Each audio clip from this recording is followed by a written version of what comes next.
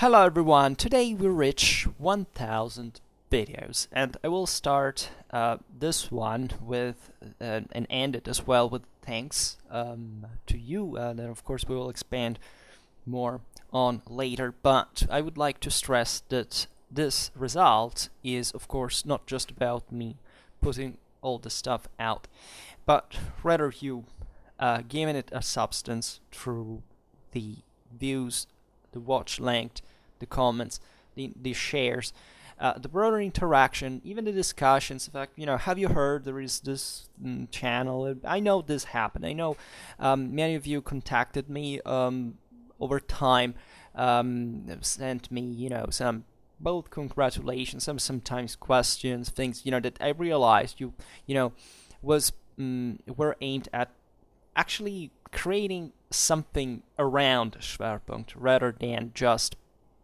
let's say, being a passive observer and widening the net here, the broader reach of the channel. So as you know, this video is a chance also to get acquainted better with the new subscribers that have increased consistently in recent times. I mean, in bit more than 2 months, we got 500 new ones. Here I see, while I have the real-time subscriptions, and it's rising again. So 1000 videos and 3500 more. Here 64 subscribers, which, as we will see now, is not a great result. I mean, on average, for me it is.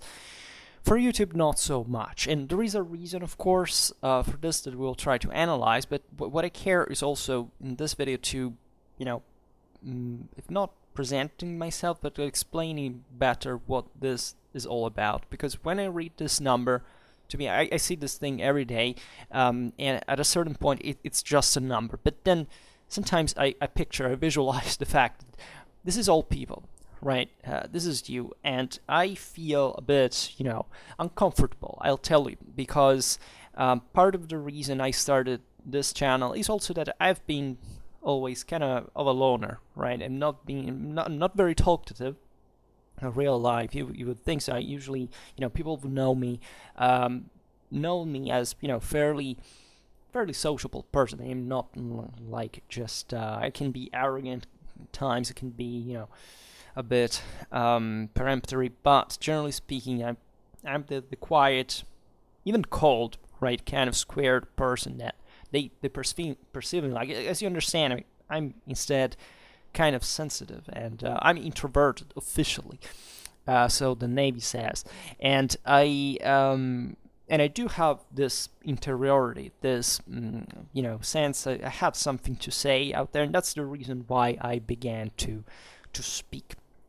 here like this, and to put out all this amount of videos that, as you know by now, it's basically 3 years, something less actually, that I post every day, right? I make a video a day, and this rhythm helped me dramatically, right? In recent times, as you know, I finished an important part of my work. I kind of have to step forward in a sense, and I of course reflected on the future of Schwerpunkt that we will discuss a little bit now, and I personally haven't found but positive aspects about this. I mean, aside from the natural time that it takes me to do this, which is not a lot, right? It can be, I mean, the videos are usually, they came to be shorter, right? Before I made longer videos, both because I spoke less effectively than now. Believe me, I did improve dramatically over time. If you listen to the very first videos, that they're kind of a tragedy.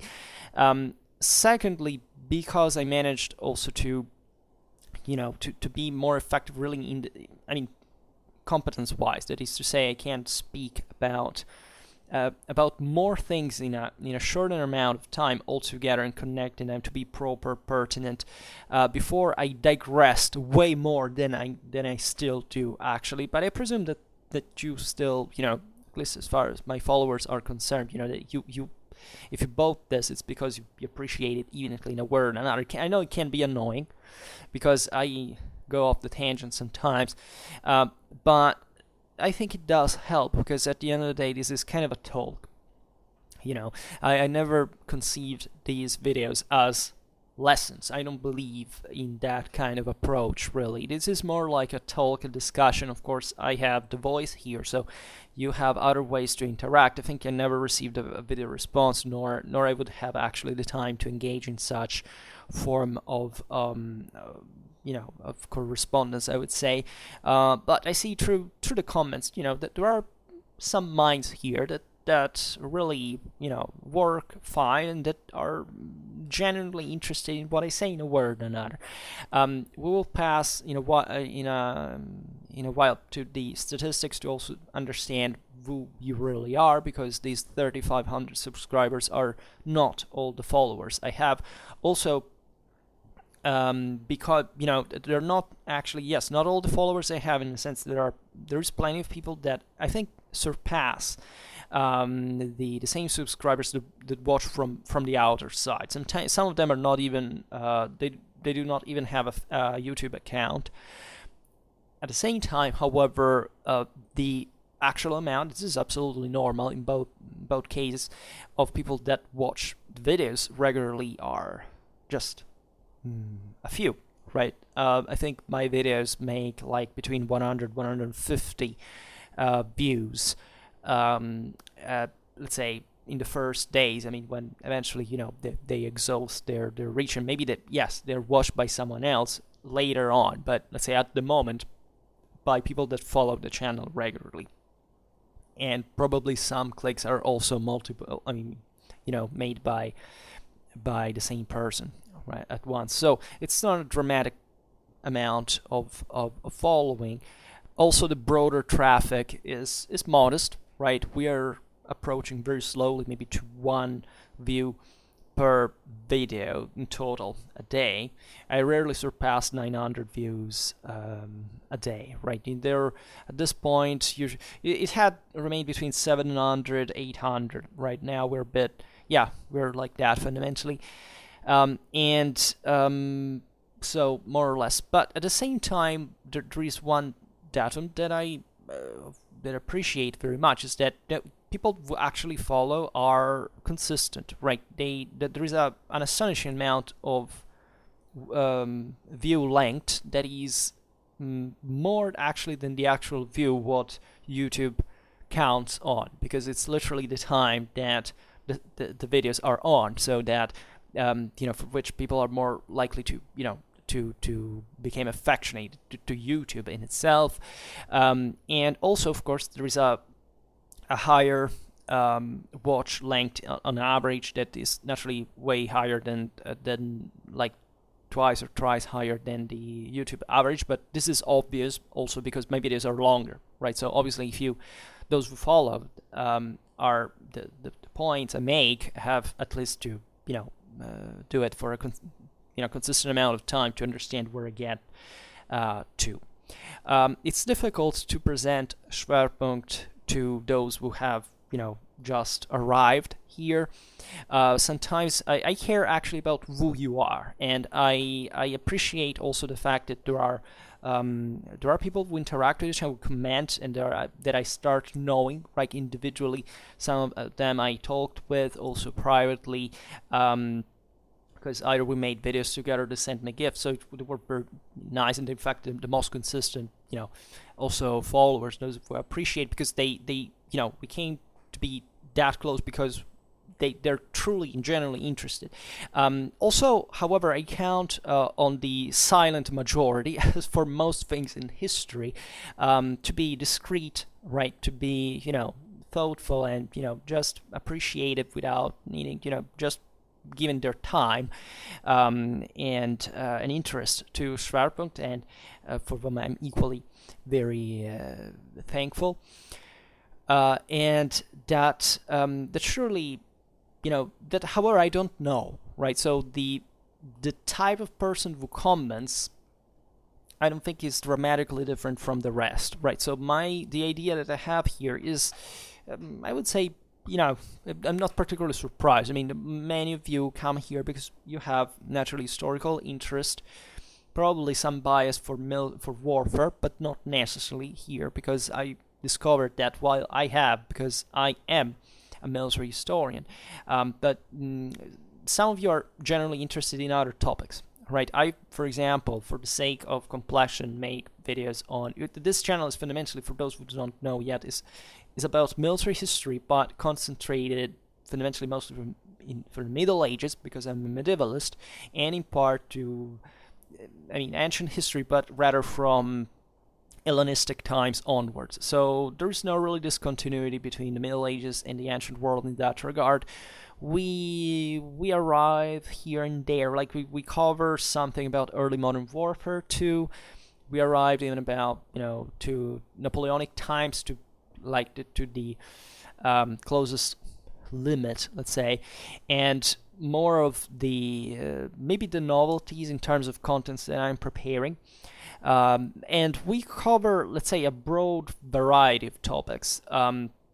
That, as I was saying before, for example, lots of people were interested in social history, economical history. I'm personally not, just because I come especially from a different background.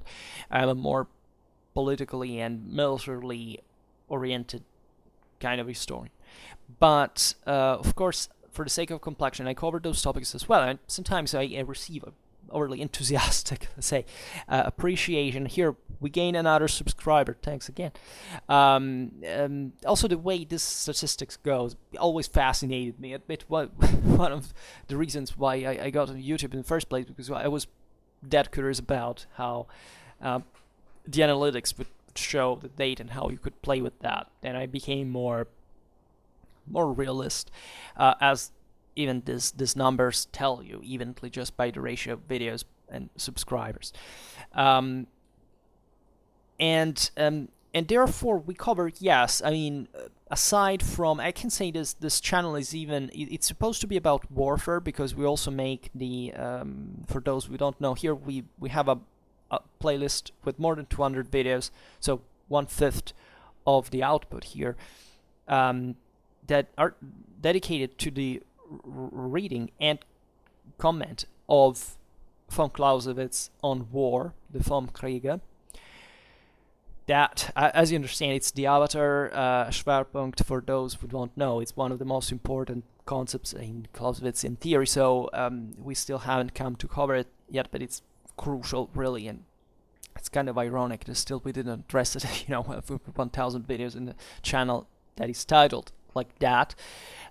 So there is a strong military bias, but this naturally is all understood, in fact, in the Clausewitzian pattern of,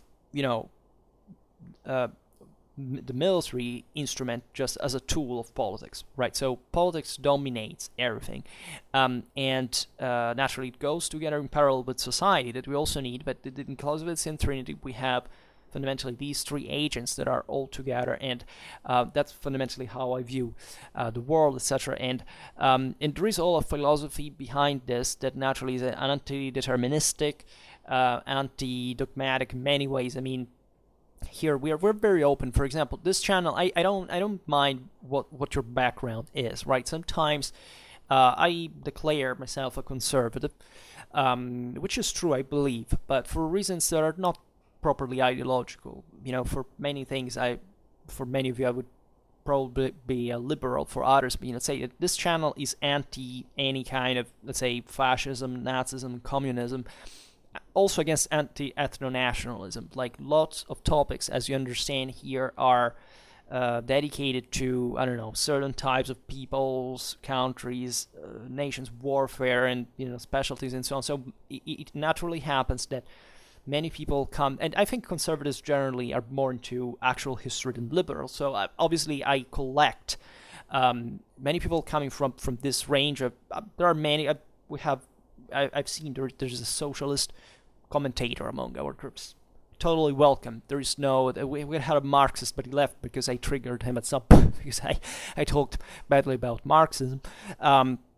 But I realize, yes, the whole thing is all shifted towards, let's say, the right side. But at the same time, it's not supposed to be, because the whole point of my analysis, even just by Clausewitzian method, is meant to be purely scientific, apolitical, which is not possible in the sense that, of course, we are all biased. Every person tells you, I'm apolitical. It doesn't exist, because even being apolitical means to be political in a way.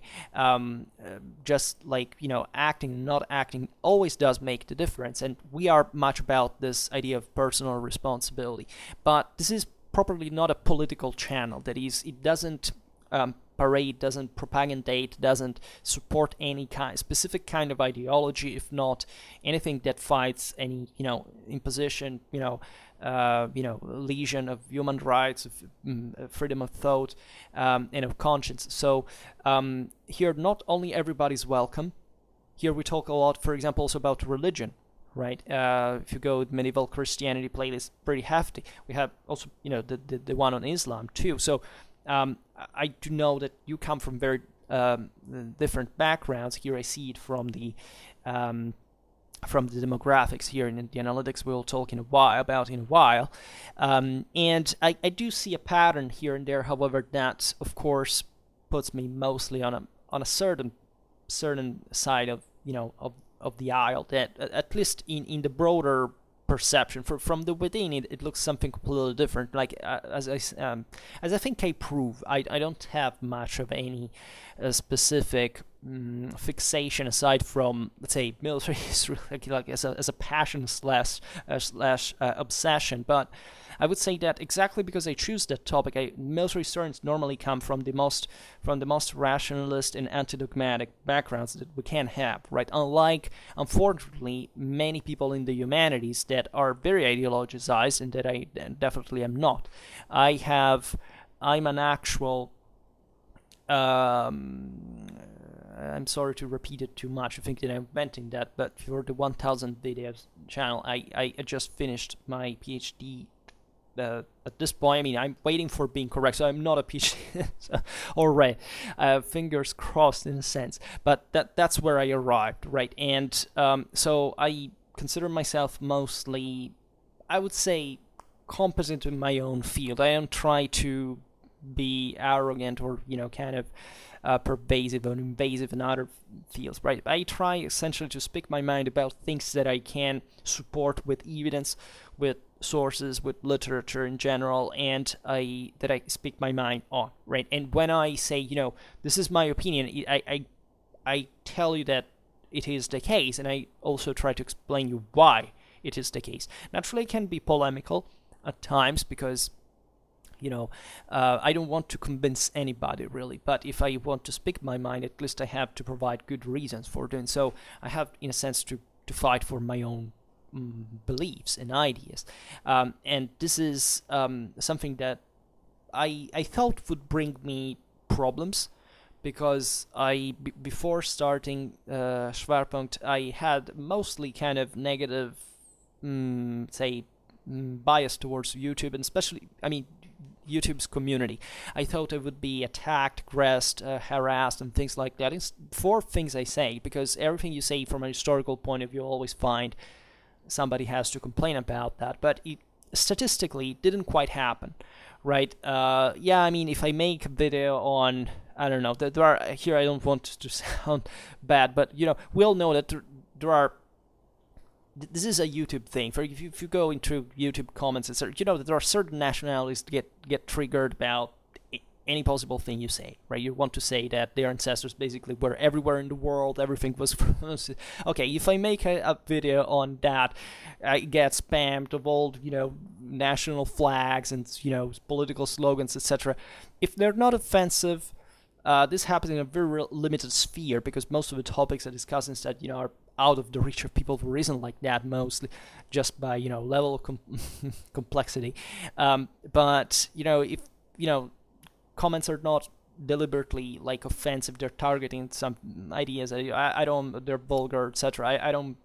I don't block. Right. There is actually a meme on YouTube that I think is very clever. That is to say that, for example, there is an automatic block. There are certain words that you insert, if they appear the comments are immediately blocked, and the people who insert them actually do not see that, because it functions as if they inserted it, right? And they actually did, because I can see them, but others can't until I approve them. And sometimes it happens that this filter, like, I don't have the time to check all the comments. I mean, there are not many, but let's say certain ones, I really try to eliminate them. So my point here is that when I actually began Schwerpunkt, my policy was accept everything, like insults, criticism, and so on.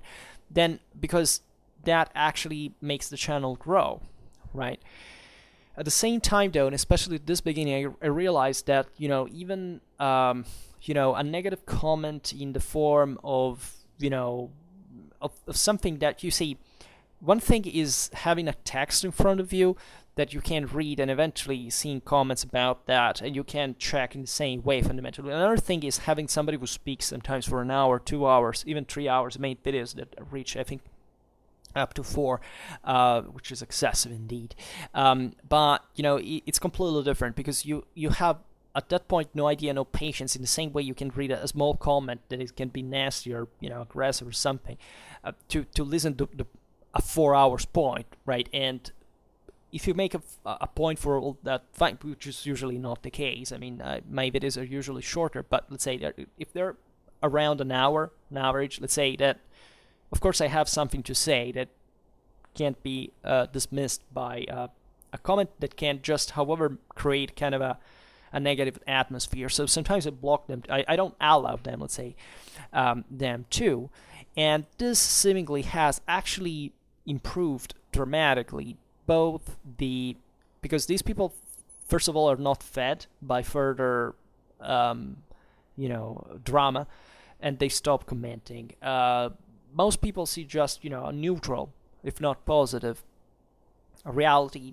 I get likes. Let's say, even if I say controversial things, I sometimes don't like even myself certain things I say.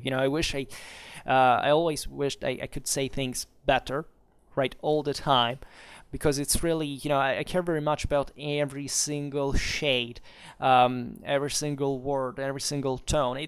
To me, it's very important. I learned to communicate with great difficulty at this point. Even my English, needed some improvement. I attended a class a couple of years ago, again, to let's say, to boost some improvement, and I'm still not very effective. But at the same time, I realized that I established kind of a trust and connection with this community that has been forming, and that is very useful because it expressed autonomously, spontaneously, a very positive energy, right? I get great, I really see, even small, brief, short, a great positivity. People that like this, they understand what it is, right? So it's obviously not who knows what. This video is just me talking and some pictures,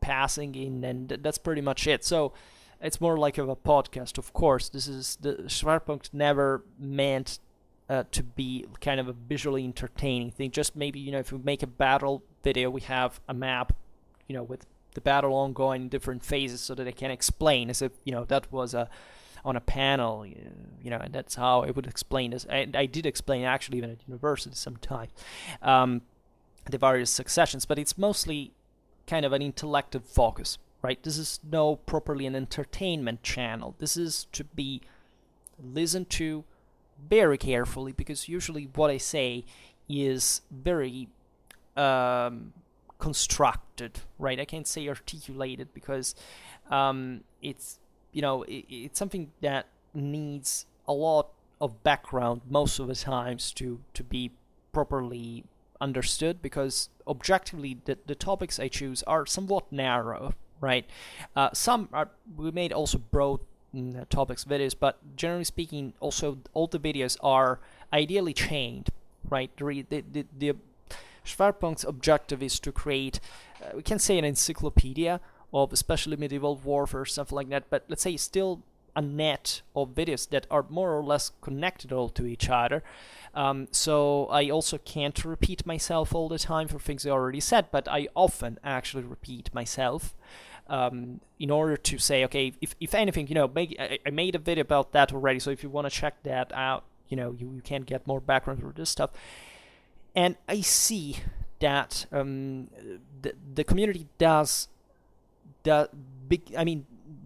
begin to learn about this, because many of you, when you come the first time, I know it, you have no idea of how many videos I made. I mean, probably this video, looking 1,000 videos, will surprise many of you, because you may have started following, but you have no quite idea of how much stuff I put out.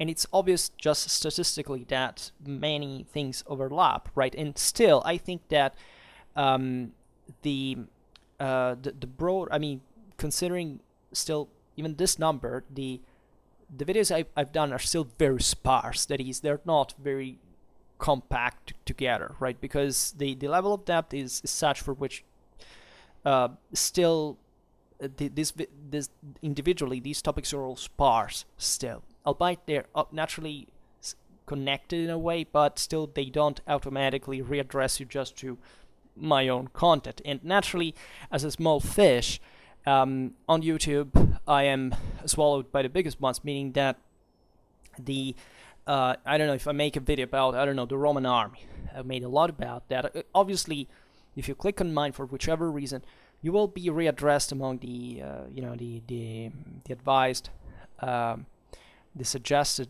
contents to those big channels and make hundreds of thousands, if not millions of views that everybody watches, and that therefore will probably, just for the sake of entertainment, readdress most users just to other channels that are not mine. And I know that perfectly. So some of you also asked me, why don't you make podcasts? Why you could do actually both, right? Both. Well, yes, I did think about that, but I think that podcasts are, I understand those who ask them, but I think they're a bit less remunerative than this. YouTube has objectively, through the algorithm thing, there is a pretty mysterious thing I can't tell, and now we will explain it in a while, a much greater potential, right? The podcasts is naturally, it's something more intimate in a way, and Schwerpunkt is meant to be like this one-to-one dialogue as well, in company sometimes. Some of you says, I start doing this stuff, okay, let's turn one Schwerpunkt video on, right? In the house, even in the garden, some of you just saying that. But I don't know, I think that it's, even just for the type of topics I choose, I'm not exactly the person, at least I don't consider myself as the person who would like to listen for hours and hours every day to establish the kind of podcast thing, which is much more isolated. I don't see it as, I know that certain podcasters make a huge success, but they're rare, right? The competition is much harder. That is to say, if I don't make it here on YouTube, I hardly can make it there, or even if I literally had numbers for that, which I doubt, still it's a bit more complicated and less remunerative, and a bit more of a leap in the dark, because first of all, I don't know the size for podcasts, and I don't know how it concretely works, and I think that YouTube is a much freer, more spontaneous platform. There is a lot of controversy about YouTube in general that I also embrace. I know about censorship, things like that. I don't think my contents are actually controversial in that sense, but it's obvious that weird stuff happens also randomly, and so be prepared. My fear is for this channel to be shut down after 1,000 videos. You understand why, and still, it's not, it doesn't have so many subscribers to even make maybe a protest from the side of followers. YouTube reconsider sometimes its reopening. So I try to be very cautious about what I do, and I hope, even in terms of fair use and all this stuff, that I'm doing the right thing. To me personally, this channel is like a pastime, a hobby, if you want. But I realized that I improved dramatically my own knowledge of history through it, possibly even more than the university ever did. at some levels. With history especially, and this is true for everybody, as I often say, the best thing you can do is always to learn more and more and more on your own, right? Doesn't exist a historian that, let's say, picks a 3 or 5 years degree and says, okay, I'm a historian, end of the story, I don't read anything else. No, being a historian is for life, right? And everybody can do that, right? Not just people who have a sheet of paper that says that they are. So it's always an infinite discovery. It's beautiful. It's the adventure of it. It's the taste of knowledge, the beauty of learning, and so on. So also, I don't actually make this for money, right? So some of you would say, okay, well, why don't you advertise? Okay, I have probably these few subscribers for pretty evident reasons.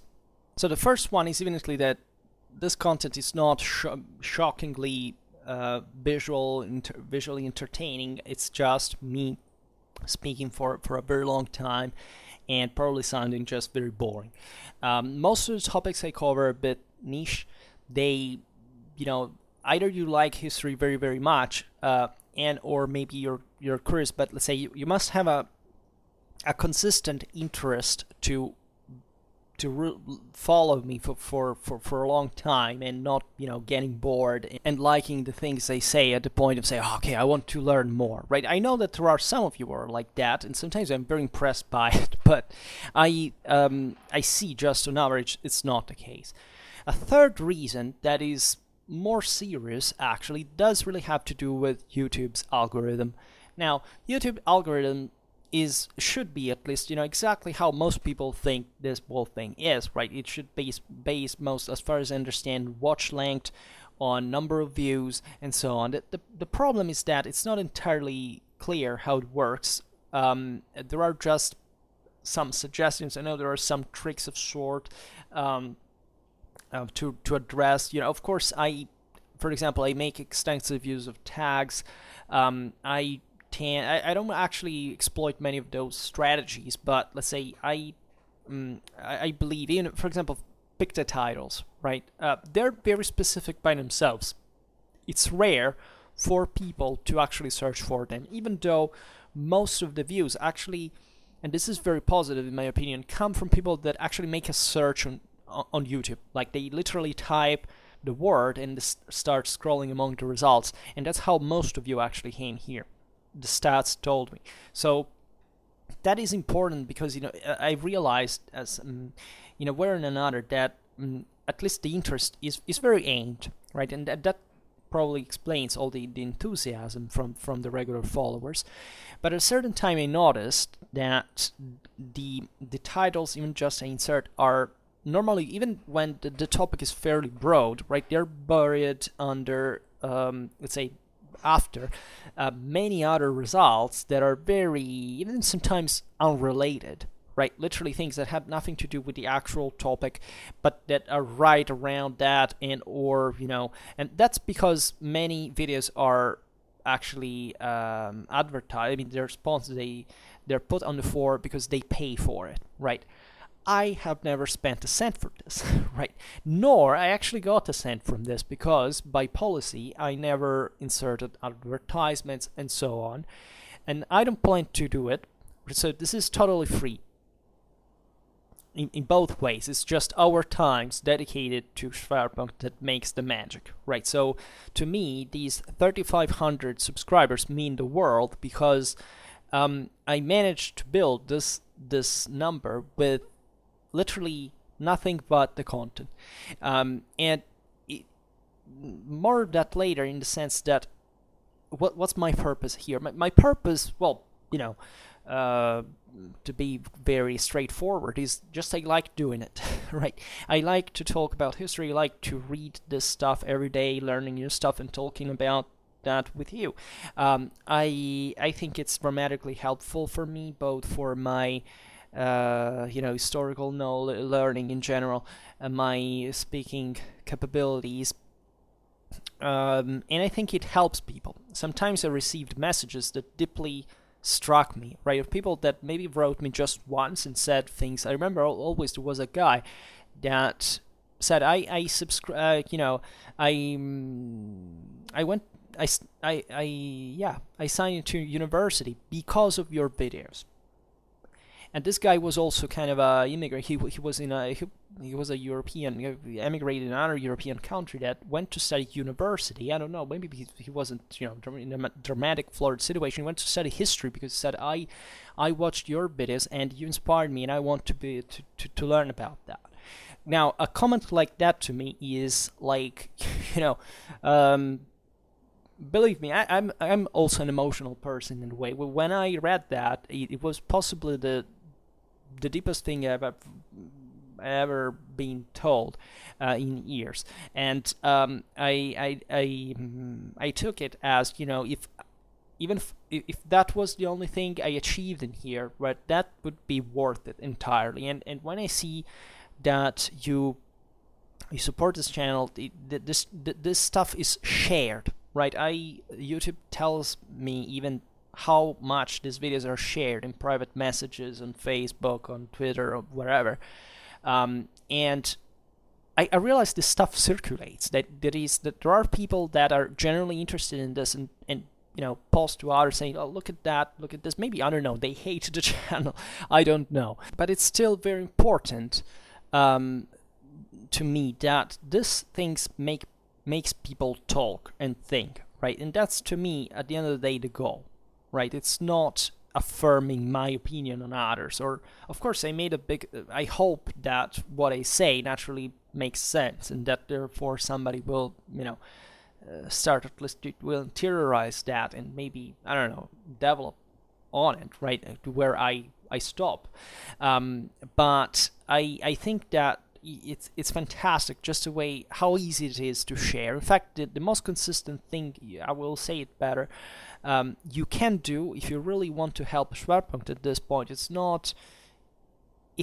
nothing but sharing, right? Because sharing is, or even talking about it, because of course when you share stuff, you may not actually fish anybody, right? There is no interest. But I realize that this thing has been also suggested to others. I know even certain school teachers somewhere told their students to listen to one of my videos. That was kind of interesting, fascinating to me.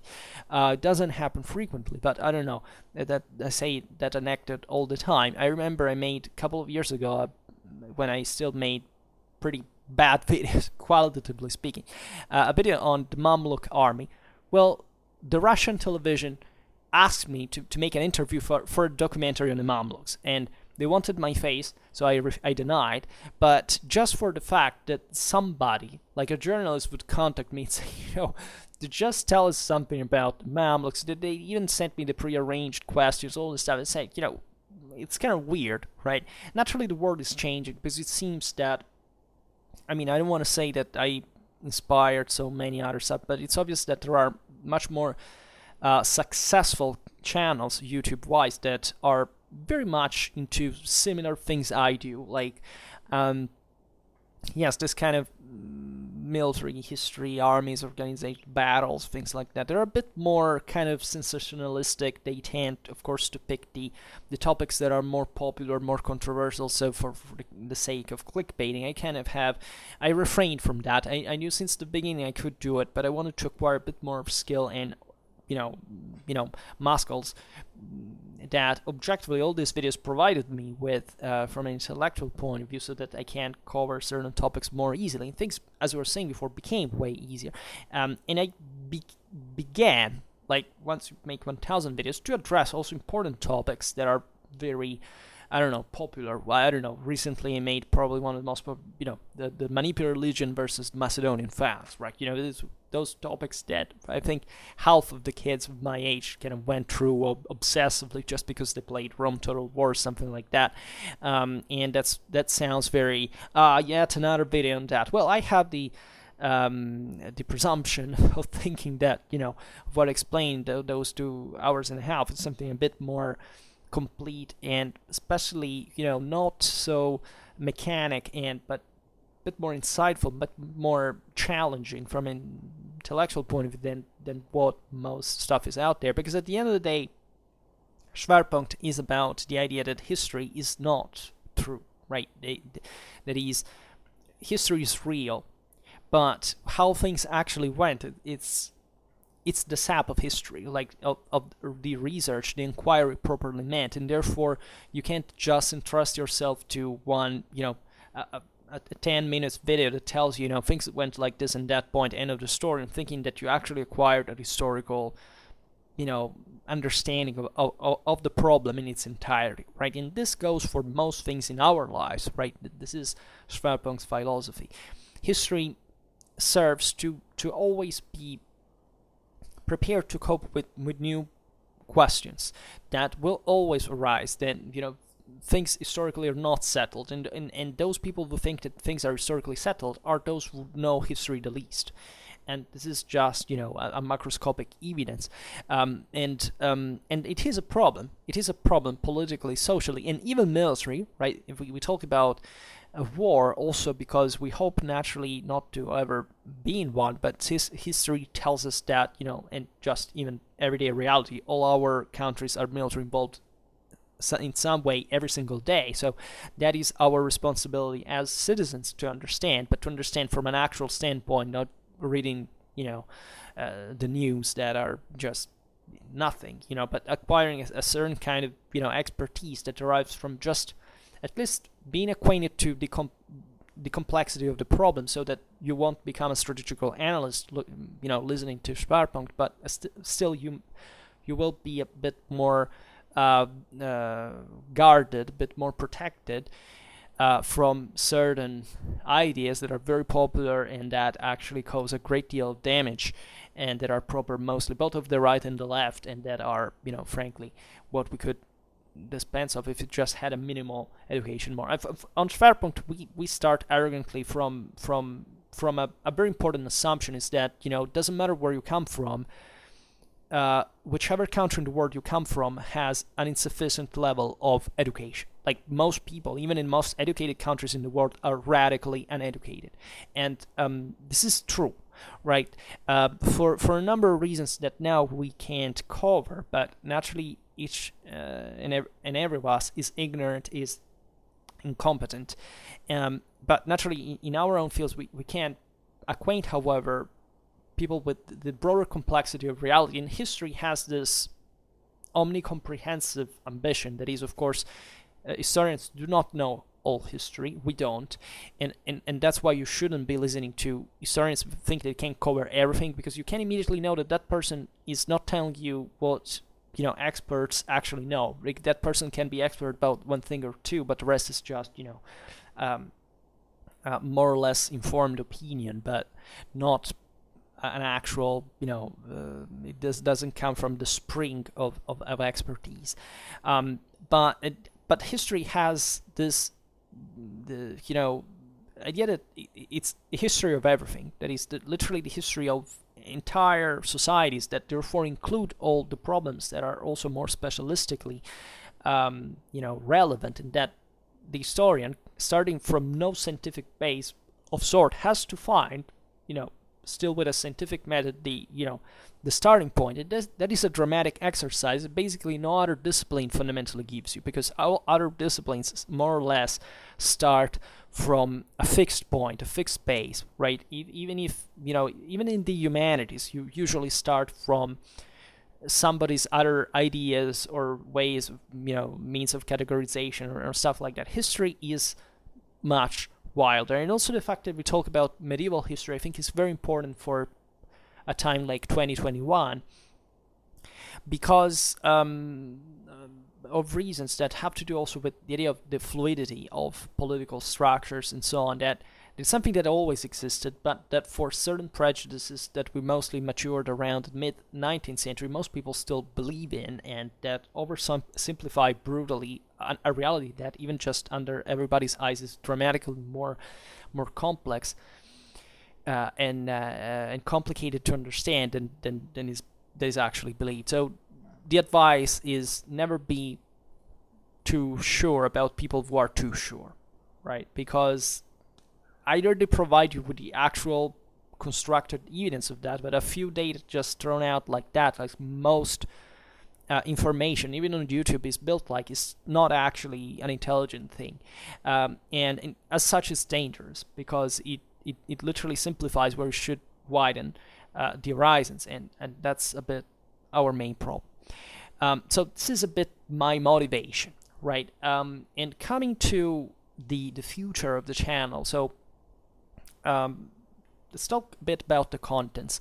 The contents I introduced you to them before a little bit, and they're fundamentally based on a cyclical range of topics that come usually in the range of 1 month altogether at a time. There are mini-series like the one on Prince Eugene of Savoy, the one of on animals, medieval imaginary, the ones in Byzantine history, medieval law. These things will exhaust themselves at some point, so others will be instead more consistent. I mean, for example, here we're covering literally every kind of trooper from Hellenistic to late medieval times. We're talking about thousands of examples, plus all the battles were fought literally, and so it takes a long time, right? We made a relatively few altogether. All the armies, organizations, tactics. I specialize specifically in tactics, professionally speaking. So that's more than else my range of interaction, which goes from something, let's say, that is slightly above more the individual kind of training equipment, and the say up to a quasi-strategical level, but mostly it's in the tactics, in group formations and collective training, how literally armies worked on the field. My PhD thesis is exactly about that, and I don't actually talk about what I do in real life, about what I research in real life in here, but naturally I, a reference to it every once in a while, and it definitely informs my method. But what I would like to stress is how much Schwerpunkt, even especially to the Vom Kriege commentary and all these videos that are fundamental for a comparative analogical studying of military history, is fundamentally based on that, actually informed my own work, right? And this is the reason why I think that this is time brilliantly spent.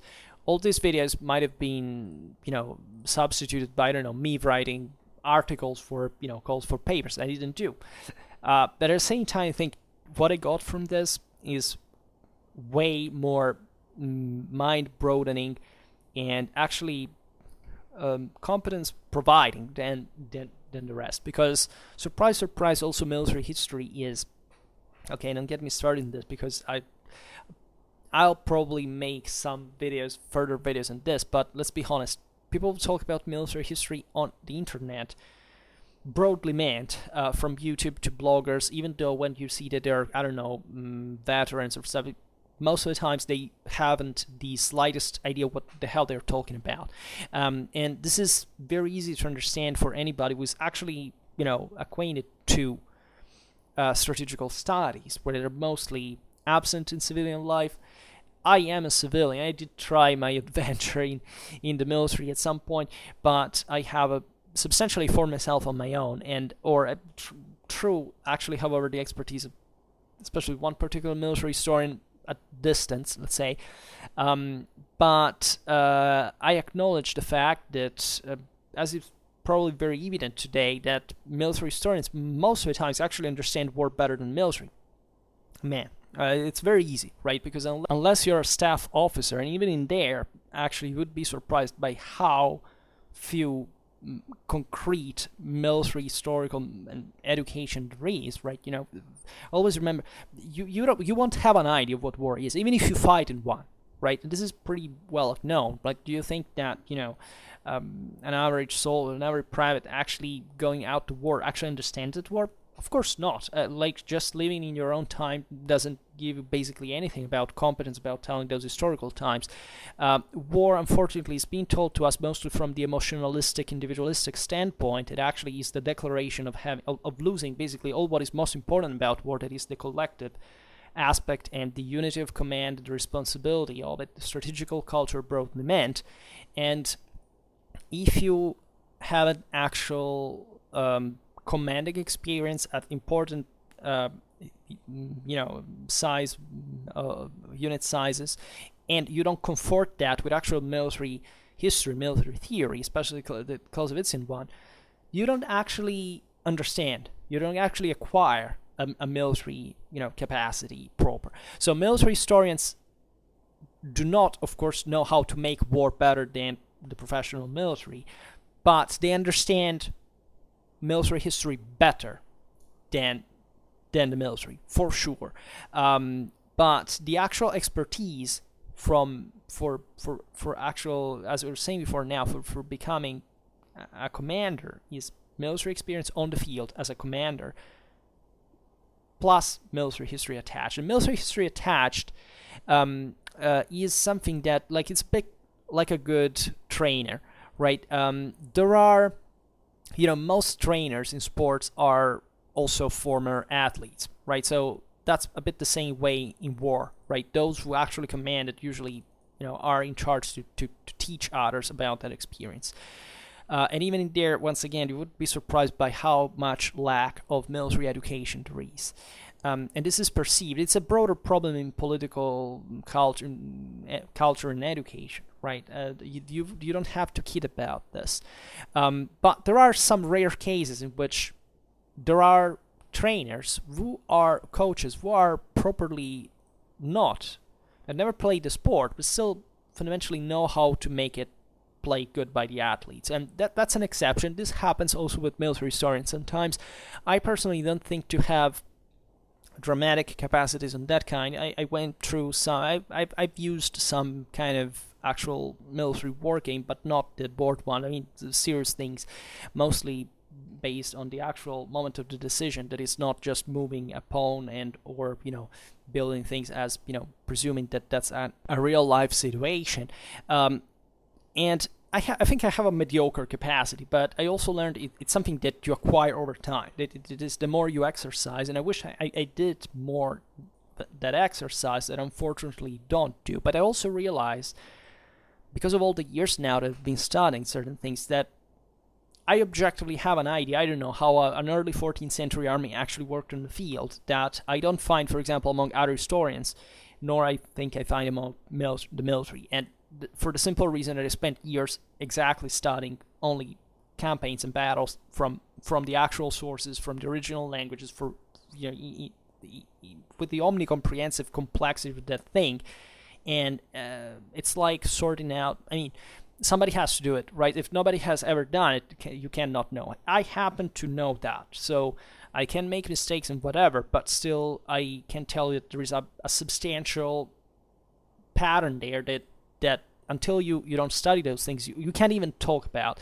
And many historians are actually like that too, right? Most so-called military historians do not actually study this stuff. That is to say, properly the history of the military art, right? You can study, I don't know, how a supplying system worked, how certain troops were trained, etc. But if you don't actually study how they operated on campaign and in combat, what the hell do you want to know about warfare in the first place? Because warfare is by definition exclusively that. And there is a lot, in fact, of theoretical confusion on this, and we try to clarify a little bit what even just by definition certain things are. And I have a playlist that is called Historien that does talk about this stuff, and it's a broader take. It's sometimes also properly historical content, because without history you can't study war, right? Even if you're a commander, what you're actually doing, even after battle, is you're studying the history of your own battle, right? So history is literally all. If you want to understand anything about you can't speculate, right? And this is the Clausewitzian setting that is anti-speculative. That is to say, look at what actually happened in reality, and don't daydream about things in the skies. And so there is a broader point, as you understand, that is both philosophical and moral about this. There are naturally, this is a channel that says something that to me is literally the ABC of the military theory, but that for some people, most people out there, it seems something radical weird, such as that technology without doctrine is zero, that moral forces are basically the most important thing, that, of course, collective training is superior to individual training, but there are lots of political reasons why people do not think these things are the case, right? That is to say, even our study of history here is pretty brutal, because as you understand, talking about war, we tell about various stories, but this is not like a fanboys themed channel, right? Here we tell the brutality of the historical matter as we study from sources and must updated historiography, in saying simply that nobody cares. I don't know, I was preparing a video now for the Caesar-Gallic War, for example, and on this channel, for example, nobody cares literally what you think about the Romans, you think about the Celts there. There you have just to understand that the Romans were a civilization that took over basically the most advanced Celtic world in 8 years, and was doing it from a standpoint that indeed, the fact that technology doesn't count much, at the point is that Romans and Gauls in a way look pretty similar. That is also something that for many people is difficult to understand for ethnic, for nationalistic reasons, because we need to draw this kind of, there are very disturbing ideologies, these things, but that it was a matter of collective training and discipline, and the fact that a civilization is able to impose it because of the sake of centrality of command and more developed ideas, more complex ideas, management, organization, and others are less developed and they're not.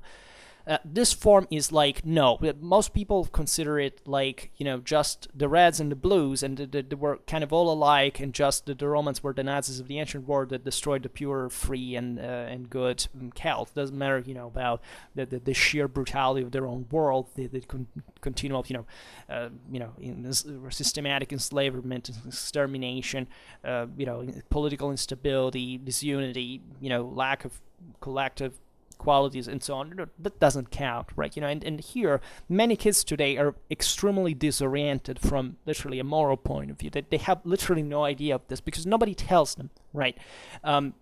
So they need to believe that whatever they feel, they identify themselves with for some mostly ethno-nationalistic reason has to be the highest standard. All the rest is just a conspiracy, and these people will eventually just be the kind of the lowest classes that we will keep exploiting without any, at that point, without any even scruple, because they kind of wanted that for themselves.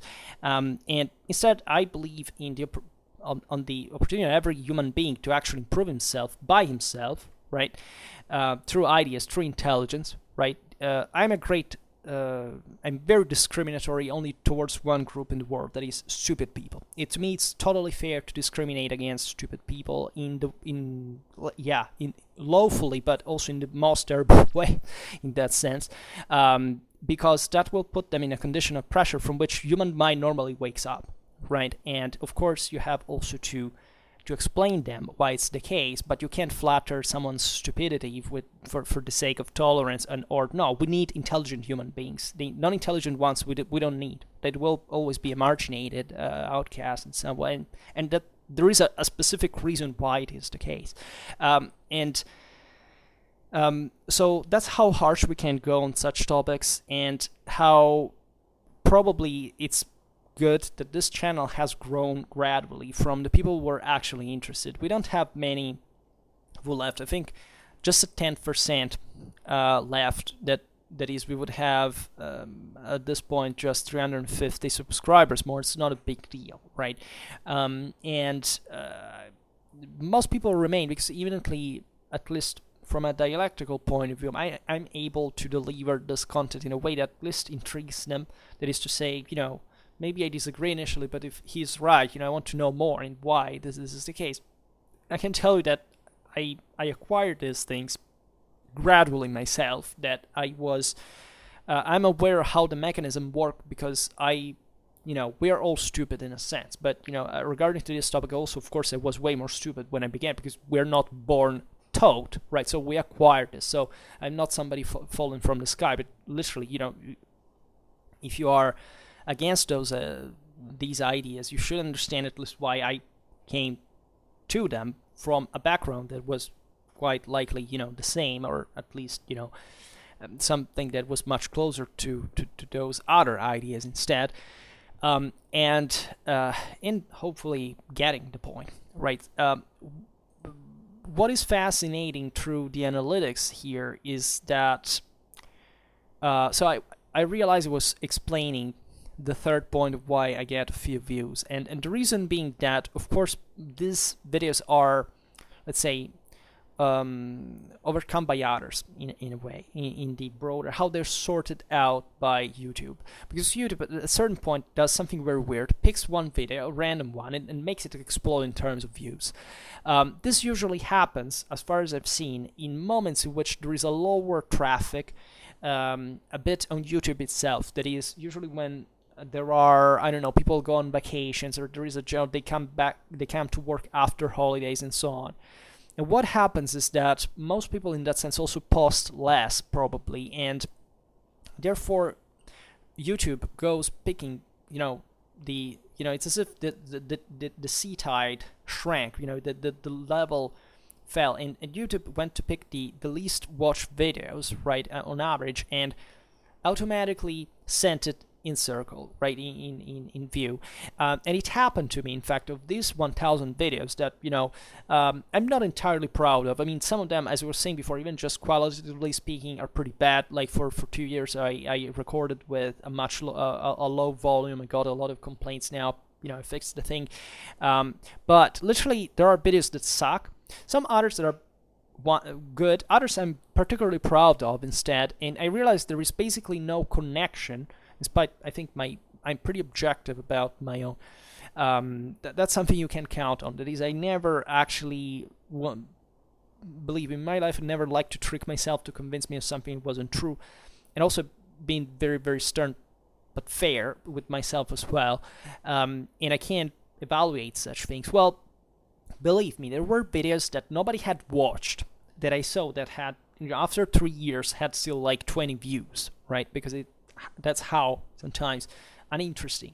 I remember, what was that? I remember, because it happened exactly with that one. It was like, I don't know, post-Carolingian social chain. I don't remember what it was. Never watched, so it had nothing like views. Somebody was interested in nothing. Basically, I think it was last year, it boomed. It got kind of 300 views in a day for 7 days in a row. And that from there, I realized that the algorithm is pretty damn. Either it's based on the older videos, because it happens that there are videos that even after 10 years, all of a sudden come to the top. They are resent in circle. So the way YouTube works in here, it's very mysterious. And believe me, there is no apparent, explanation. Conversely, so that happens every once in a while, and as far as I know, most channels experience a sudden spike, right, that brings them to higher levels, in kind of this form. I remember it was Lindebesch, I think he said the same thing, right? He began to do videos that were, let's be honest, at the beginning they were pretty lame, and he said the same thing. That is, at one point, one of those videos that was all, some years old, at some point boomed for no better specified reason, and that's how he eventually became famous. So it seems to be something very, of course, most of my growth is due to my consistency over time. For example, there are many channels that grow, because people simply keep making videos and people are interested in it. That's the normal thing, but it also happens like that sometimes. There are the same with subscriptions. I usually get at this point like 10 subscribers a day, something like that on average, which is already a lot. Sometimes, I don't know, I get none. Some other days I get 25. I don't know, things like that. Last summer, like 40 in a day. I mean, they're still contained numbers, but still you get these swings that do not apparently cannot be really tracked. I mean, theoretically, you could go pick the video and look at the analytics and see where the views come from, but I don't care, also because I don't have time, and I can't change that anyway. So it can happen, I don't know, that one day there's big news about a certain historical topic, let's say in the world, somebody searches for something similar to that is similar to my video, searches for that, and maybe there is a wave of, I don't know, some 100 people watches the video. It happens, right? It happened. I know people that described me those dynamics even on other sites, and so on. But I must say that my mules, my the videos that actually bring me more views are actually always the same ones. Every once in a while, I make a video that gets magically watched by more people at a time every day, without non-stop, like with the same amount of, usually tens of views every day, every single day for years. So, and I have them here in the stats of the last 28 days, that are the ones I usually base myself on most of the times. There are as follows: Avars, Bulgars, Magyars, and Slavs, migration era in Eastern Europe. Here I presume that this is the most watched video in absolute terms from Schwerpunkt. It sucks. It's one of the old ones. It's very old. I say stupid things. It's badly, it's disgusting, even in the graphics, etc. This thing got thousands and thousands of views over the day, and from that, strangely enough, people liked it, right? I get only likes. The video is disgusting, right? If I pick average video I make now, they're actually pretty, I think they are interesting objectively. I mean, in relative terms to this, surely they are. But this thing gets watched and watched and watched, and part of the reason, even just why I complain about the ethno-nationalistic stuff, I think there is some comment in there says something like, doesn't explicitly say that the videos suck, but says something like, oh well, the more videos about the Slavs and the migration era, the better, right? So yeah, as long as we talk about it, right? I actually did a lot of videos in migration era that out there nobody made. I think I'm the first person who consistently started to talk about the Merovingians on YouTube. Right now, probably there's something more, but I remember it was just on the migration era proper. It was just a videos called Gladiatorian Minds, and I have a pretty hefty playlist about it. The same goes here. There's a pattern: Scythians and Sarmatians at the roots of the migration era. Once again, it's this migration era, probably the key word. Then there is the one about the Spanish tercio clothing and uniforms. That, yeah, I mean, you can like the Spanish tercio, but clothing and uniforms. Sometimes I get myself bored to make those videos myself. Then there is another one I made instead. These are all very not particularly old. At least the Spanish one not. But there is one about the 100 Years' War that now started getting consistent amount of views. The one on the Magyars, the one on the Alemannia, the pre-Islamic Arabia. They're basically all these. There are like 10 videos normally. Right here I can't see the others because it arrives. I mean, I could even see it here by clicking on further analytics that we have to discuss anyway. But just to give you an idea of how fundamentally most of the views I get come from those handful of videos and all the rest basically never gets watched, right? Or at least it gets, but very slowly, and it doesn't boom. And it's almost the same stuff. So who are you? I don't ask you to be vocal about it, but here I make the statistics from so this is Schwerpunkt's lifetime, January the 28th, 2018, April the 8th, at least as far as the statistics are concerned, 2021. Today it's the 9th. So here we have, first of all this list of videos. Okay, we don't really care.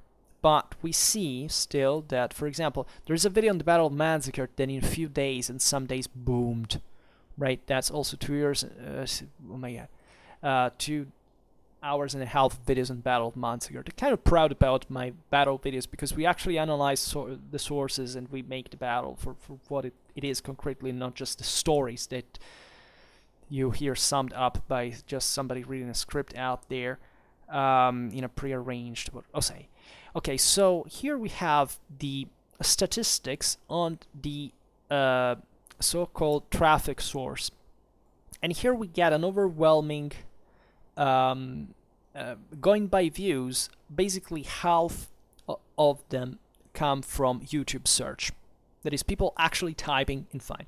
That also gets, I think, the highest visualization time per on average. That is 30%, which is pretty damn high considering that my videos are pretty long, right? So it's really remarkable. Then there are other navigational functions, external channel pages, advice videos that make only a 6.4%. Okay, it's fine, and I like this trend because, as I was saying before, people mostly find Schwerpunkt because they're searching for a specific historical topic. So that perfectly matches with my goal, because it means at the end of the day people actually care about these choices, topic choices. Geographical area. Here I already know how it is. You're overwhelmingly from the United States of America. Here it takes a while before it charges. Okay. Alright, so here we have an overwhelming, I will not count the visualizations, but rather the video length watched. So a 43.4% of all the watch length is American, right? With an average of 10 minutes of watch length per each, which is not bad for YouTube's standard, but once again, it's also because my videos are longer than the average. Then there is literally, this blows your mind, because you say, okay, 43% from the United States, what's the second country will be also consistent? No, the most consistent watch length, and this goes for the views as well, because for the views it goes United States 34.4, so okay, it's not a big deal of difference. The second one for watch length is United Kingdom. It passes from the American 43.4% to 5.5%. Yes, and then it follows Canada with 3%, Germany 2.1%, and basically from okay, here is not. Let me check, because here the order is by, let me reread, United Kingdom, Canada, Germany, Australia 1.1%, right? So they're just a few percent, with just the United States dominating more than 40%, and from Italy 0.9% down.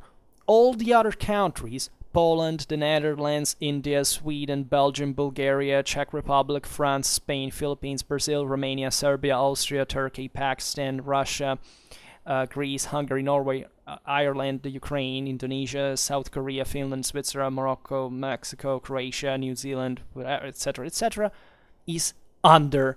It's just basically a few 0 point something percent. So it's all fragmented. So basically my channel is almost entirely dominated in relative terms by American viewers, which makes sense because more than 300 million people, mostly English speaking, would watch this, but also probably because the American fascination, as far as I understand, as a medievalist myself, considering the job requests and so on, for the Middle Ages, which is fantastic, actually, and that's something I love terribly about the United States, that have such great interest for medieval Europe, unlike actually other European countries as my own, actually, that should be, I mean, we are the ones who technically, at least, also in the United States, but especially at the beginning, we're mostly Europeans, but let's say the history we have here, at least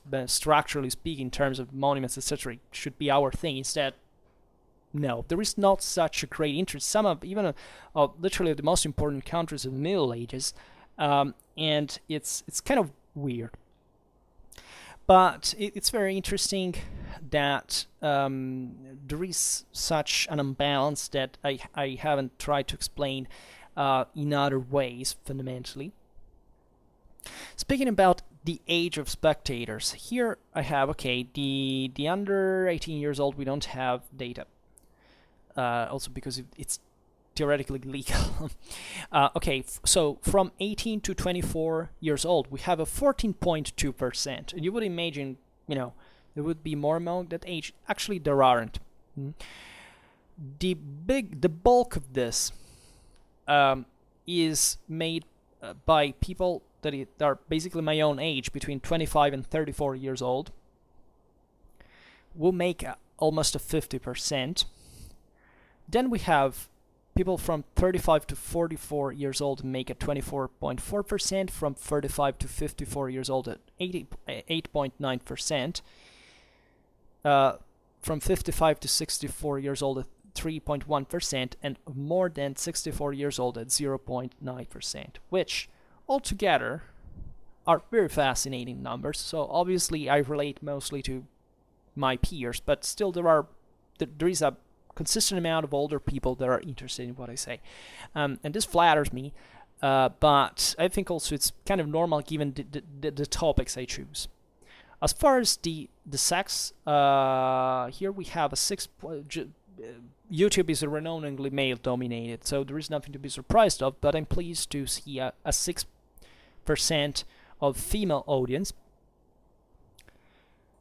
which is also very flattering. And I must say that here I'm looking at all the 3 years length, but in the last, let me check, in the last 28 days, for example, it's much higher.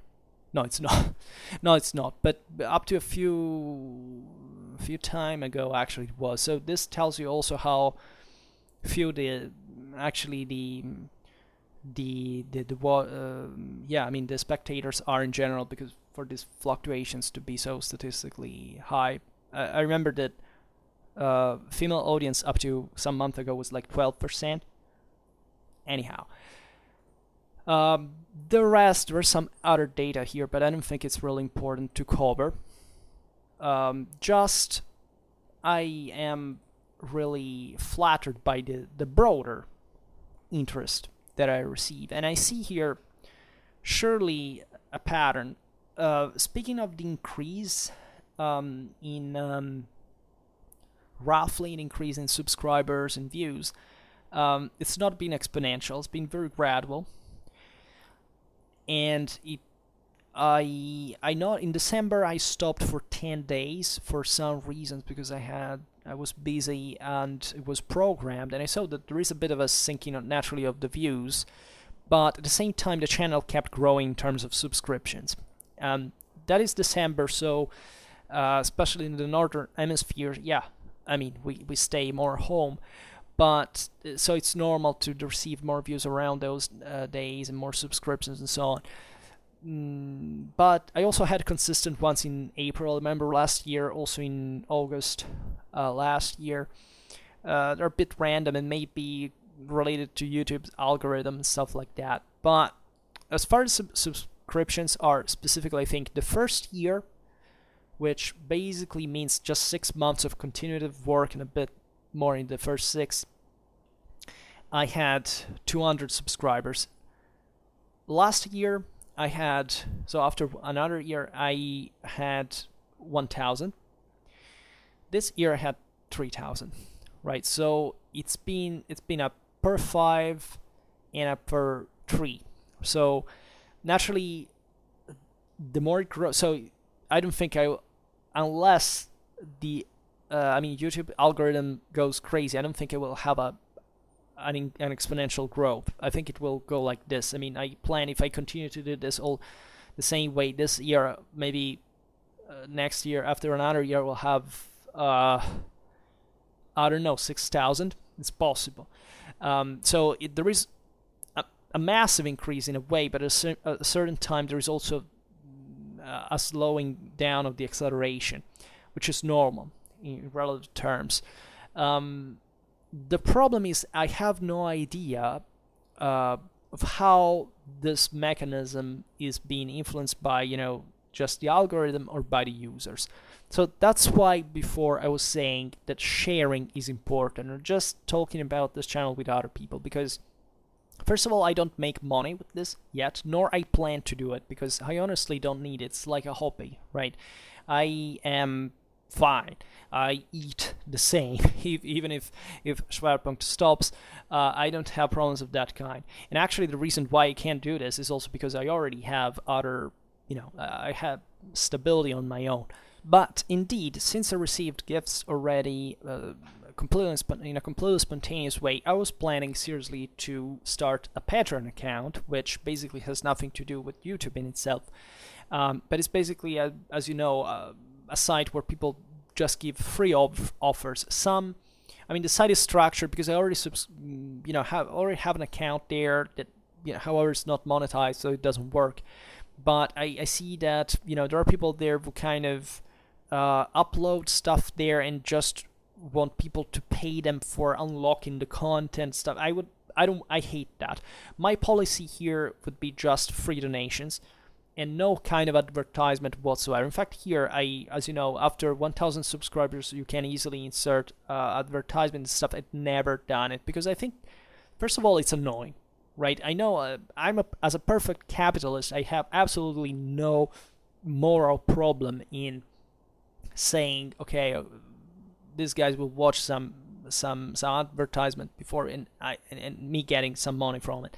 But I have, as a creator, in the sense that the motivation for which I do this is not money per se. It's maybe some broader acquaintances, contacts. Maybe one day, I don't know, we can even organize something. I don't know, especially if numbers increase.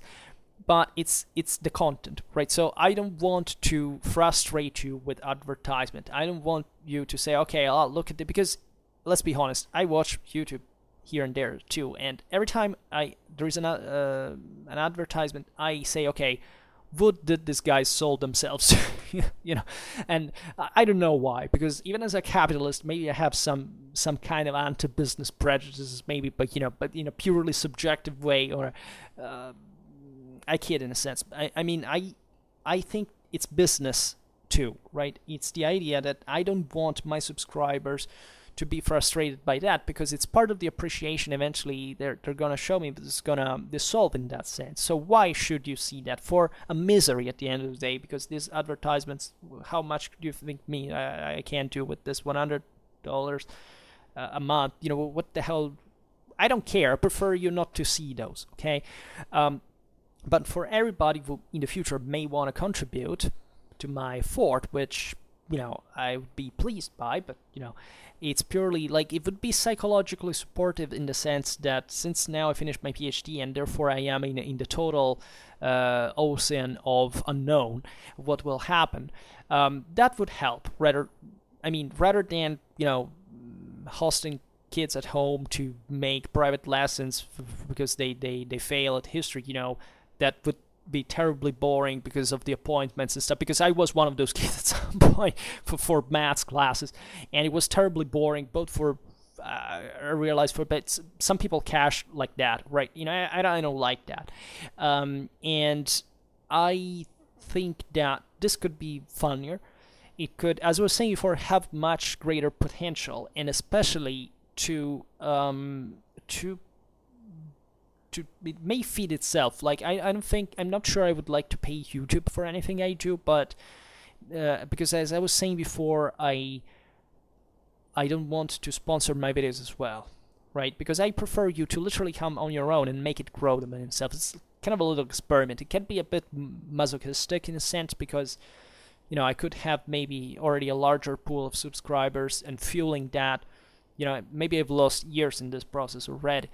But I just don't like the idea of somebody being exposed to my content like randomly or forcefully, and not being up to the standards and not understanding it immediately, because as I was saying before, in order to understand my content, you have to just sit here and reflect on what I'm saying, and it's what most people aren't willing to do. So it should be natural, in my opinion, as natural as it is. So I don't think I would do that either. But let's say money in that way could be psychologically supportive if I need, I don't know, to buy a book, right? I fundamentally, by nature, I don't spend anything. I don't know why. I spend, of course, something I need, and I can even spend a lot, but I hardly have the reason for doing it. I'm a bit, complicated like that. It could be like the fuel for saying, okay, I have this, because you see the way also these things work, it's not very inviting. Like, because in order to be on Patreon, I'll tell you how it works. You basically have to have a card that for receiving this money, and you can't. Once you get donations, you can't basically transfer that money on a bank account. It remains blocked on the card, and the owners of those who provide you with the card naturally every month take away, like, I don't know, 1% or even more, something of the money that is on it. So you're basically pushed to spend, right? And I don't know, make groceries with that, or doing other. Yeah, I mean, this little expenses also, because there are two cards. One is in the range of the hundreds of dollars, another is in the range of the thousands, and they changes. They're different contracts that has different dynamics. So it's made for those guys to grow fat with your own income fundamentally, and you're not going to earn that much. And we all know that most people that want to make money on the internet usually fail. So I'm still in that group as far as I know, because even if I haven't tried yet, but probably, at least I had promised myself now in April when I finished the research I would give it a try. So it's possible that I will start doing this. Some of you manifested, like, can I send you a gift? I don't know, I think there is also a way in that to actually connect your mail address without rendering it public, and you just send this stuff to me without knowing where I am from and so on. But it can't be done in that way, so it could be useful, and I simply want to give it a try and seeing how it goes. And it can be really an opportunity, because with this thing, I'm not sure that I'm ever going to achieve something relevant, right? As I was saying before, I don't think this channel will ever go viral, will ever have such a great fame or numbers and so on. I know certain YouTubers that do something very similar to what I do, that in fact remain a bit with my own philosophy. There are very few of them, and I neither follow them, but I have an idea that they're similar, just given the modest success in terms of numbers, in spite of the good quality content they make.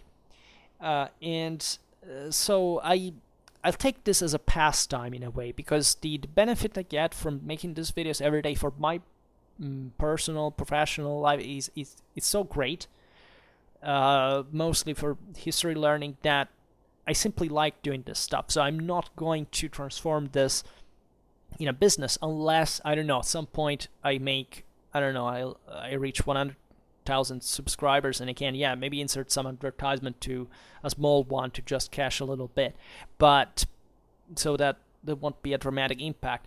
But the most important thing for now really is the following. We are making this channel. Like, I of course make the videos, I started this and so on, but you are effectively the one who's going to determine whether this thing will expand or not. And I realize some of you is interested in this, because you say, okay, I like what he's doing, so the more success he has, the more I keep having this stuff, right? So I mean, to me, even morally speaking, I'm not exhausted, I'm not tired. I remember at some point I was tired, kind of last year, I think, morally, but for now it's been cool, right? I've been doing this willingly, have no pressure, I feel good with it. It can happen, something happens in my private life can maybe hold this temporarily, but the channel stays, and my ideal is to keep doing this stuff, because we haven't covered even a few points percentage of all the stuff that we can talk about. So of course I won't leave enough to cover everything I want, which is pretty obvious, but at the same time I think there is a lot of potential here. So the sharing, as I was saying before, at the end of every video, say please share it. I kind of hate it even to ask it for it, because once again, first of all, I don't think I will, this video lasts now more than 1 hour. How much does this request count, first of all? But properly, I care for the spontaneity of it. Share this stuff, right? Even if it's somewhere, I know sharing is not easy, because you say, I want just to share cool stuff that I, not the one I see privately, because I don't think it's so interesting. There is a difference between the two things, but still telling others that may be interested, have you checked this out? Like, does it interest you? It would be interesting for me also to realize how if this stuff was, because it turns out from the statistics that for the amount of people that are exposed to this content, there's a consistently high amount of people who subscribe and remain subscribed, right, for YouTube standards. So my idea is that if these videos were all of a sudden exposed to a larger amount of people, I would receive actually pretty good response. So that's why I also was tempted a bit to pay YouTube to at least once to see, maybe through the donations, how I can expand this, right? So for now I don't want to do it, because until I make money properly, I don't want to but if I get a donation and I can do that, or buying a book that we can't even start talking about, or stuff like that, it's an idea, right? And I hope, you are at this point 357, you're almost the size of a Polybian legion, right? We can achieve great things if we really decide to go for it, right? And you can do it easily. I can do it easily as well. So let's try. I think it's worth it, because you've probably understood. I mean, I realized that if you remained here for such a long time, after all the the annoying rambles I make, all the repetitions, all the polemical things, you probably think this is you probably are appreciative of it. So if you resisted, my compliments. That means that there is a value, and this value can be capitalized upon, and I think that's a very good way to do it. So just not necessarily sharing, but just making people out, knowing that this thing exists in any way, is a pretty good way. And as you know, on the internet, it's very easy to reach lots of people, right? And in fact, I'm flattered by this, because YouTube tells me basically who are the people, who are the subscribers with more subscribers to their channel that subscribe to you in the last dot times. And there are people with much larger channels than mine that follow me. So that's also flattering, because it seems that there is potential for people who are also followed by others that they see it in my own. So that would be interesting. As far as modifications to the content over time, I'm not entirely sure, but I plan just this. I may increase the amount of late medieval warfare, basically doubling the amount of videos I make in a 1 month cycle. That is basically one extra video, because I have a lot of data about that, and that can be useful. Also, I would like to start a series on the history of Rome, but not. I mean, we already talked about ancient Roman history. Here I'm talking specifically about the city of Rome. Almost, I wouldn't say a touristic series, but let's say something that tells you, look, that in Rome there is, aside from the few things tourists go see for a few days and come back, it's plenty of stuff that most people have not even the slightest realization is there. I calculated, if you want to see Rome, visit in actually knowing something about it, having a decent idea of how much there is there, you have lived for 65 years in a row. So most people have absolutely zero idea about this, that largest historical center in the world and beyond is something that contains so much that it's unbelievable. But if we're talking about medieval, Renaissance, modern, I mean, things that people just think that Rome is just ancient. No, it's really not. It's plenty of stuff, and it's kind of unique in the world. Like in the West, it's uncomparable. There is no other center that owns such a role, such an amount of cultural legacy of prestige, and because of that specific stratification that is I presume is excessive for a single city, I would say. Other ideas actually came from since the beginning, from expanding a bit more modern contemporary history. Surely there are certain warfare videos I would like to make from those eras, but I was thinking about manualistic stuff, and I've always refrained because I believe it's either too basic, and I'm not expert about this stuff anyway, so I could do it gladly, but I don't know how rooted you are just to the medieval and ancient stuff as an audience, that I don't really know, because I made only that, right? So I haven't tried something new to. Just I think at the beginning of this year, I made a video on the actual how to storm a World War I trench. It was like the first video on that topic I ever made, and I'm plenty of that stuff to discuss about World War II, Napoleonic War. I mean, there is really a lot to say, but not only, right? You can, I don't know, think about the Second Congo War, things like that. People have absolutely no idea of the time of it most of the time. Another thing that I thought of more consistently would be resuming my old high school history of philosophy books and using them as a sketch for making some history of philosophy, which is way more important than you can actually imagine for what we talk about in here. That's an idea, and that could materialize. I wouldn't like to make Schwerpunkt too crowded, though. I wouldn't like to distance over in time too much the content. But hey, it happens. It also varies a bit at the broader spectrum, so it can help, right? It's just I don't know whether it's easy to recollect everything. So these are maybe surely for late medieval warfare and the Rome series. I'm very positive about, especially the first thing, because I have to double the same thing I do normally. On the Rome series, see especially about the material we have, because it's going to be very in detail about the history of, modern contemporary history specifically, and the history of philosophy. So more like for the latter, right? I feel like. And for the rest, I don't have any idea.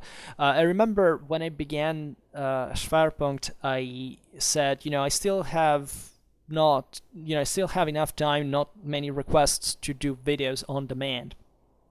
And that's something that I stopped saying. In fact, people stopped asking for, because it's more about expecting what's my next topic rather than, asking for a new one, because apparently the things I discuss are so kind of rare, at least from a conceptual point of view, because the topics maybe are known, but those specific aspects really not. So you're already satisfied with this, but I have no idea, and it's not easy to answer. I made a bit of question and answer videos, but they weren't that successful, also because they're a bit too fragmentary at the end of the day. And my point, as I was saying before, is to theoretically cover everything about these topics. So it's also fairly rare at this point to have, a question and me not having answered somewhere about that. In fact, for this, something that many of my followers do not know, because they don't come through that function to the channel, is that I'm plenty of playlists. All the videos I make are usually inserted in one or more playlists. So there is a general one that is Schwerpunkt's mix. Then there is all a series of like medieval warfare, ancient warfare, then I don't know, something more national, like we have English warfare, French warfare. We have more specific topics like medieval Germany, medieval Italy, medieval France, things like that, or medieval Christianity. Medieval Islam. We have even cavalry warfare, infantry warfare, things like those. So some are basically the repetition of it. We have Ottoman warfare, we have Polish warfare, medieval Slavs in Eastern Europe, we have migration era playlist, we have Frankish warfare, Frankish history, Carolingian Europe, Roman warfare, Hellenistic warfare, Seleucid war. Because some are subsections, as you understand. We are plenty of stuff on late Roman army. It came to be relatively randomly, but we have also a lot about archaic Rome. We have something, I would say, to make a bit of promotion, self-promotion. On Schwerpunkt, we cover certain topics that are not so much important for the variety of it, but for the level of depth in which the issue actually is. Like, I don't know how many of you actually know that there has been a feudal Rome, and what its warfare was about. How many of you do know actually that, if you know Indo-Europaeistics, you should know it, but that basically Roman religion and Germanic religion were basically the same things. The Romans had their own sagas, that the original, the archaic triad was the same, that there are correspondences between, say, Woden and, Horatius Cocles, or, Thor and Mutius Scaevola. Right? It's, these are things we discuss here and there. We make also a series that is medieval knighthood. We talk a lot about this history of religion aspect as well. It's a very ideal history, but it's very beautiful because it debunks basically any kind of nationalism. It tells you that these peoples were basically all the same in a way. They had all the same values. We make a lot of considerations of this kind, and people obviously find them fascinating, because if you have never heard them, like if you think, I don't know, that Rome was the 19th century nation state with all equal, like a state, everybody were citizens, there was no barbarity, nor military principle, it's all civilian. No, those guys were basically just a tribe that had evolved and had succeeded basically where the others had failed, and that retained, even just in the rest of Western civilization, by osmosis, a dramatic religious and military principle that is at the base also of our work in a sense. These are concepts that probably astonish a little bit of people at the beginning, but that also win them over time. I think those are some of the most successful videos after all. So you see, there is really a lot here that we have covered, obviously, at this point, given the number of videos.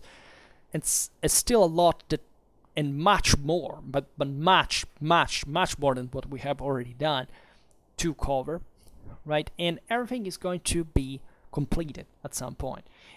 We have to fill the gaps of this giant structure that is conceived as such. These are not random videos. This is not vlogs or something like that. Sometimes I even comment on things like life, university, education, and always with a broader historical, sometimes even strategic interest, right? Our strategical philosophy, the Clausewitzian theory, etc., is something, for example, that informs the whole content. There's no way out of that, and that must be understood. For example, that series, the von Clausewitz series, is renowningly unwatched, right? Most of you see things like, here's the picture of medieval warrior, I click on it, right? If I make a video on von Clausewitz explaining how an army works, I don't know, strategical, nobody cares, 20 views, right? Against the hundreds I get in another video. So I must say that the audience is becoming a bit predictable, and you know that because you are the audience. And I do understand you. I mean, I understand that most of you are probably interested in things that, because you like more the national side of the story. Some of you probably don't even realize what's the broader philosophy of this channel, because I know there are lots of people that at a certain point, start following enthusiastically because they say, oh, this guy is medieval warfare, so he's a typical conservative like me. He's not those, kind of leftist trash. So then I say something against racism, and immediately there is the one that doesn't, of course, admit it, but get triggered by it and starts saying, why is, this, it's tricky, sometimes even I have zero tolerance for anti-Semitism for that regard. That's, you get blocked straight away without any I don't even recall. I don't interact much. Before I was much more present, much more Emmanuel, like among the now I'm a bit more retired, a bit more occult. I don't make I do it because I don't want to generate jealousies. Maybe I like one person's comment and not another one because I don't comment fully what is written in it. So I said, the other guy says, he disliked my comment, like this other guy. I try to remain. I like here and there, usually with the neutral thumb up, but with the heart that that the creator can stick to a certain comment, unless it's a random one coming from a person watching a video made 1 year ago and says great video, and I say okay, thanks, that I'm nice. But on the everyday comments on the new videos, let's say, I tend to be a bit more detached, so I don't discontent anyone. But you're all appreciated, even those who write disturbing things. You know, I don't let you.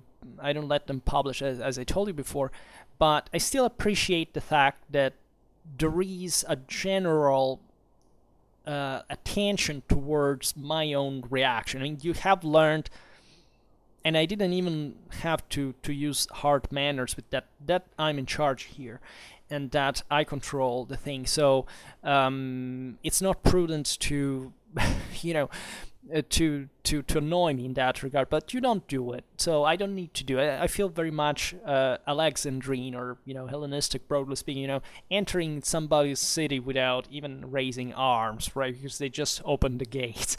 That's very important, because it's a form of trust. It's a form of like, you know what I'm doing. We have different opinions, we have differences. This happens all the time, but we don't.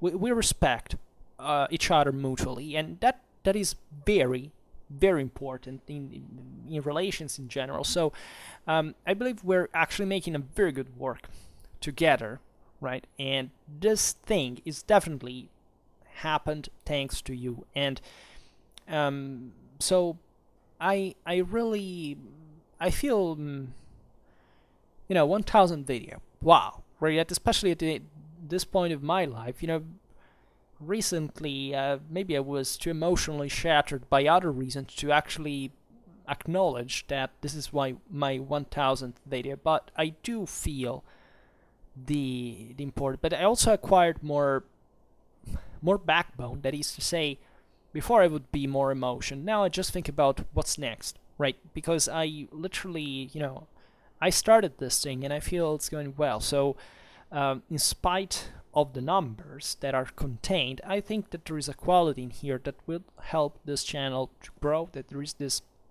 important stock of affectionated followers that remain in the ranks, disciplined, and determined what they are doing, make this thing marching on, and it will march on, right? And I hope that what I do is always worth of your time and attention and interest, right? And I hope I will always, let's say, be perceived here as somebody who can help at the end of the day, because that's the only reason I do it. I mean, there wouldn't be any headway if I wasn't that, right?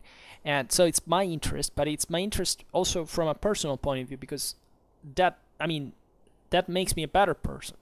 I realize things that, if you hear my way of thinking at the beginning of Schwerpunkt, was much more primitive.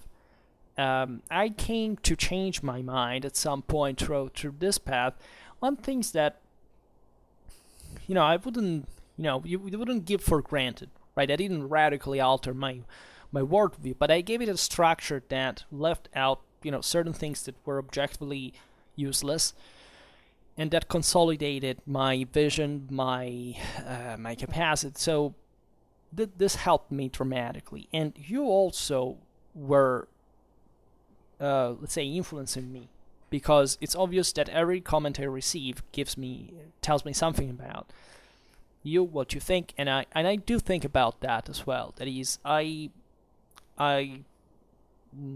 I make a mistake, I'm the person who says, okay, that was wrong, and I tell you straight away.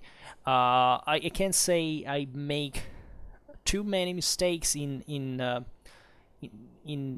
terms, in word terms, but objectively, in terms of perspectives, we all change, we all improve. So of course there are things that are always correct, and making all these videos is a way to correct them over time, so that you may have heard something from me in a certain perspective. Now there's always a better, a more developed, a more structured view that I can provide you with, that can in a sense also surpass definitely the previous one.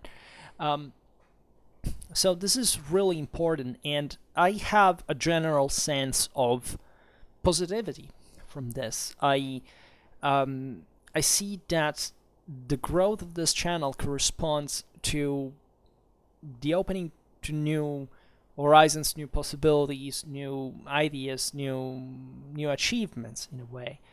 And this helped me to achieve a lot of other things in real life that I wouldn't imagine. Like I would say Schwerpunkt did give me confidence, did give me, let's say, a stability, a purpose. Of course, that's very important, but it made me, say, more sure of myself, what I do, because I see now I have something to test what I do with, right? And that gives me a structure. It keeps me occupied, it keeps me active, and together with other things that I could, do in life, because I have, thanks to that this experience. So life is unpredictable, and this is definitely something we learn from our historical studies. So I can tell you that I will be here forever, not even maybe for long. I don't want to leave, but it may happen. The channel would always remain. I would try my best to continue it, even if something is wrong happens, temporarily, hopefully. I don't know, but it can always happen, right? So I don't want this to be kind of a testament, but let's say, naturally I have a vision of how this thing can go on, and my objective is just to see you at some point, right? I would like one day to, I don't know, meet somewhere and say, okay, we did this thing together. When we'll have, I don't know, I hope to reach some point, I don't know, 50,000. At some point, I'm sure at that point there will be maybe 50 people. One out of 1,000 would say, okay, you know what, yeah, I would go there, we would have a chat for some hour. We had a trip somewhere, we'll visit something. And we can build a community like this that helps other people to think more about history, to have a greater sense of empowerment, a great sense of belief in oneself, of our own capacities, of never stopping to the surface, always being more insightful, more, to make an effort, to always make the difference, because this is what we are made for, making a difference. When I read these numbers here, all these statistics, your channel received 21,710 views in the last 28 days. Well, okay, it's not so much, but if you focus on the number in itself, it's much, right? So, as I said recently also to somebody who's listening to me, this may not be enough, but it's still something, right? And what this is going to be enough for, we determine step by step.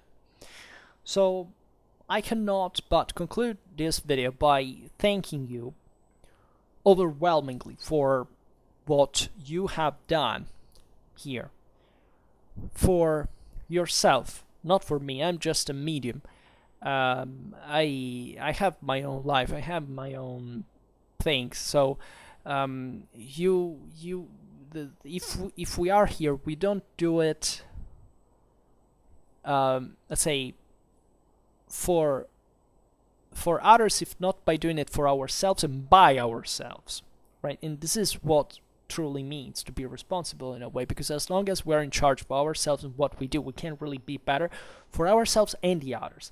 So what you did here was great for yourself, I think. You transmitted me this positivity. You thanked me often about what I do, and I feel very, very, very moved by that. I mean, thank you for it, right? You make all this worth, right? If there was even just one subscriber or one view, to me that would be enough for the difference, because I believe in human potential. I believe that human potential is ideally infinite, right? Every person can save the world with an action, and naturally it's much more complicated than it sounds, but still, when you see these numbers, when you see this trend, when you see this systematic, structured, reality, you start saying, this is a powerful tool that can make a difference. Maybe a much greater difference than you imagine. And this all starts from ourselves, right? It started from me, that I wanted to do this for all my reasons, with all my doubts. It started from you, who wanted to learn something about history and gave me a chance to be listened. It all started from little things that, however, made altogether a big difference, right? And it can't do, because we are vehicling this. This is not random. These numbers are not something just as a pure statistic. There is somebody behind each one of these views. There are, I think, in the range of 400,000 now altogether, and I don't know, years and years. I don't know how much. Many decades even of actual listening altogether, and because there is a purpose here, there is a common aim, and that's the power of mankind. That it's having a common purpose, carrying it further, and getting somewhere with it. And this is probably the most important thing. And if you look at history, that's objectively what moved humanity, what brought it to achieve something that was might have not been the best choice, but surely was something that was aimed at the best in their own view. And learning from the mistakes and, from setbacks and so on, did bring humanity to be something better, right? More structured, more effective. And I hope the Schwerpunkt will always have this capacity, this function, this aim, because that's what it starts from the mind. And that is what was gonna really stay. Will always, keep somebody, curious and active and determined and focused towards something. So I could add a lot more, because this video doesn't definitely come, but once in a lifetime, in a sense. 1,000. It's just a number, but it's still important in a way. And I think that this for now is all. So I thank you heartily again for all what you have done, and I hope that we will spend other time doing this and maybe achieving something more, right? Bringing this to another level that can really make a difference, not just on YouTube, but maybe also in real life, and doing something concrete and that can help, as I was saying again. So thank you very much for listening to me. I wish you a nice time, and see you next time. Bye.